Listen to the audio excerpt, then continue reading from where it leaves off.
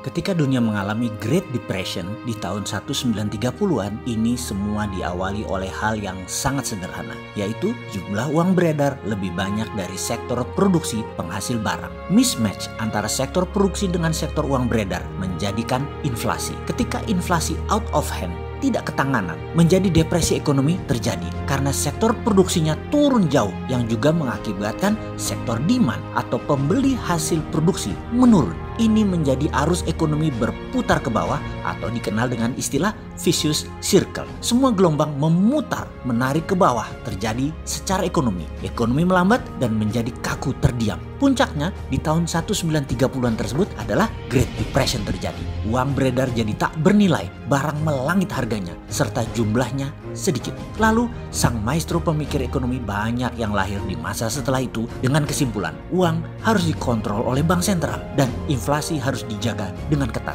Semua itu kalau disimpulkan secara sederhana adalah sistem Keynesian yang sangat mendewakan bank sentral sebagai penjaga inflasi. 4 generasi keilmuan di dunia dari sejak saat Keynesian dijadikan pemahaman hingga saat ini sudah dicekoki dengan pemahaman cetak uang. Tidak boleh, harus lapor IMF dan bisa membuat inflasi. Namun bagi kaum milenial yang memahami MMT, Modern Monetary Theory, punya pendapat lain. MMT adalah post-Keynesian, di mana printing money berbasis produksi menjadi wajib di dalam membangun ekonomi. Post-Keynesian juga punya strategi anti-inflasi yang namanya SWF, Sovereign Wealth Fund. Sebentar, kita melompat ke SWF sebelum nanti kita kembali ke MMT dari post-Keynesian. Inflasi harus ada counternya. Kita sekedar mengingatkan, penahan inflasi yang terbaik adalah emas. Kita sedikit mereview fakta. Nilai emas ketika tahun 90-an akhir, dengan 30 gram emas Anda bisa membeli sebuah motor bebek. Di tahun 2020 ini, dengan 30 gram emas Anda bisa membeli 2 buah motor bebek. Artinya inflasinya lebih dari 100% dalam 20 tahunan ini saja. Kita lihat contoh lainnya lagi. Untuk biaya kuliah anak saat ini selama 4 tahun, kira-kira Anda memerlukan uang 50-70-an juta rupiah.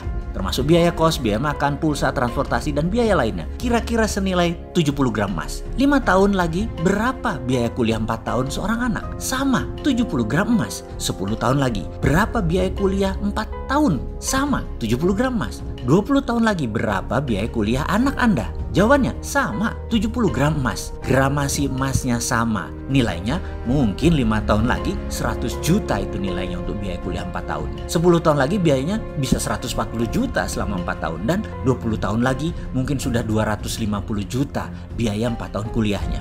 Itulah hantu inflasi. Karena itu Dinaran.id hadir untuk Anda. Bersama Dinaran, rupiah Anda back by gold. Rupiah Anda di backup dengan emas. Setiap naik turunnya nilai emas, rupiah Anda bergerak. Namun gramasi beratnya emas tetap.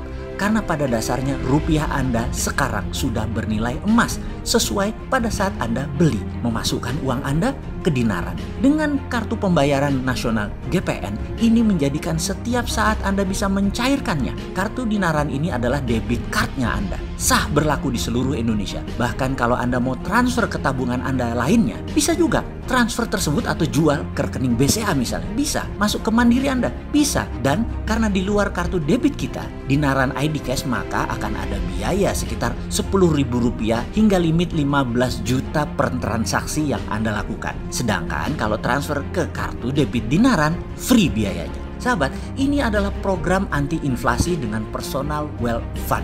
Bersama Dinaran Debit, rupiah Anda back by gold. Inilah terobosan bagi sahabat semua. Produk ini asli milik putra bangsa Indonesia yang memilih berjuang membebaskan inflasi serta membuat rupiah pribadi Anda menjadi berdaulat. Selamat bergabung di Dinaran.id.